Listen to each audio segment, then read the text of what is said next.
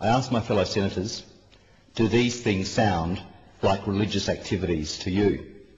Does this sound like an organisation that should be receiving support from the Australian taxpayer in the form of tax exemptions because they claim to be a religion? I have also received correspondence from Carmel Underwood, another former member and another victim of Scientology. She says that while she was working for the organisation in Sydney, she fell pregnant and was put under extreme pressure to have an abortion. When she refused, she was put on a disciplinary program. Carmel also worked for the organisation's financial planning arm and says that when requests for payments for abortions were made by the organisation's executives, they were never questioned, even though all other requests for funds were met with delays and haggled over. Carmel says she also witnessed a young girl who had been molested by her father being coached as to what she should say to investigating authorities in order to keep the crimes secret. Carmel says she was physically assaulted by a representative of the organisation during an argument. And when she finally left the organisation, she says information she divulged during so-called auditing was used by members to discredit her. Carmel says she chose to speak out because she knows there are many more victims of Scientology, many of whom are still caught up in the organisation and who are being physically, financially and mentally abused. Carmel's husband Tim supports his wife's story and says the couple suffered serious financial hardship because of their involvement in the organisation. He says they were forced to pay more than $100,000 to publicise the organisation and for so-called religious texts and courses. It's incredible to think that the Christian Bible is free in every hotel room in the country, but Scientology texts and courses can cost followers their life savings and even fortunes they don't have and feel compelled to borrow. One of the saddest correspondences I've received, and they're all sad, is from Paul Schofield. He also alleges the cover-up of child abuse by the organisation and admits being part of a campaign to cover up the facts surrounding the deaths of his two daughters. Paul says his first daughter, Lauren, who was 14 months old, was being babysat at the organisation's building in Sydney when she was allowed to wander the stairs by herself and fell. She died in hospital 2 days later. Paul says he felt pressured by Scientology executives not to request a coronial inquiry, pressure he ultimately gave into.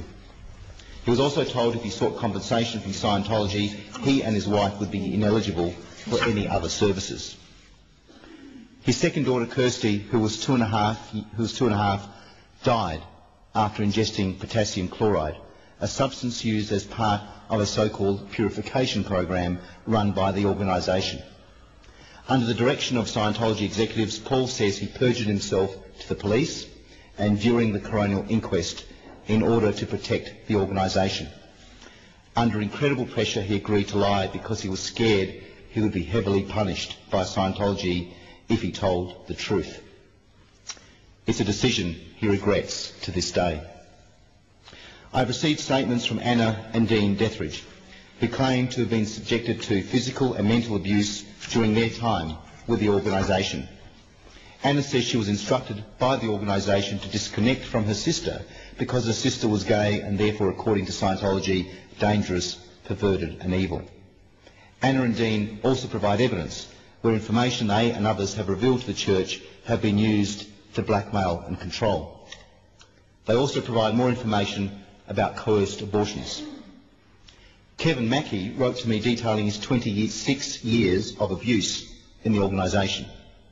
In his letter, which I've tabled, he says, and I quote, "When one begins Scientology, there is nothing weird or space alien about it. In fact, Scientology, as seen by a newbie, is a godsend for a troubled soul." But he goes on to say, once you have taken the bait and become hooked, the real Scientology is presented very slowly over years. This psychological conditioning Kevin is talking about eventually saw him and his wife hand over almost $1 million to the organisation in exchange for services and products. Other families have contacted me expressing grave concerns about their children who are still under the control of this organisation. but they've asked that I don't identify them for fear of never hearing from their children again. Another victim of Scientology, Peter O'Brien, wrote of being discouraged by the organisation from seeking treatment for cancer. She has also provided evidence of being assaulted and cut off from her son while they were both part of the organisation. These allegations are serious, and many names have been removed from the letters I've tabled in the Senate tonight. But those names haven't been removed from copies I'm providing to the police. This organisation must be investigated. These victims of Scientology have spoken out at considerable personal risk, and I commend them for that. And I would encourage other victims of Scientology to come forward, contact the police, contact my office, but most importantly, speak out.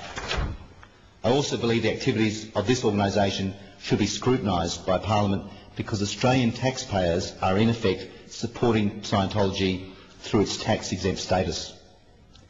I say to all Australians, as you fill in your tax return next July or August, ask yourself, how do you feel knowing that you're paying tax, yet this criminal organisation is not? Do you want Australian tax exemptions to be supporting an organisation that coerces its followers into having abortions? Do you want to be supporting an organisation that defrauds, that blackmails, that falsely imprisons? Because on the balance of evidence provided by victims of Scientology, you probably are. Do you really want to be funding an organisation that turns supporters into victims in pursuit of power and wealth on the part of Scientology? That's why I'm calling for a Senate inquiry into this organisation and its tax-exempt status. In the past, Scientology has claimed those who question their organisation are attacking the group's religious freedom. It's twisted logic, to say the least.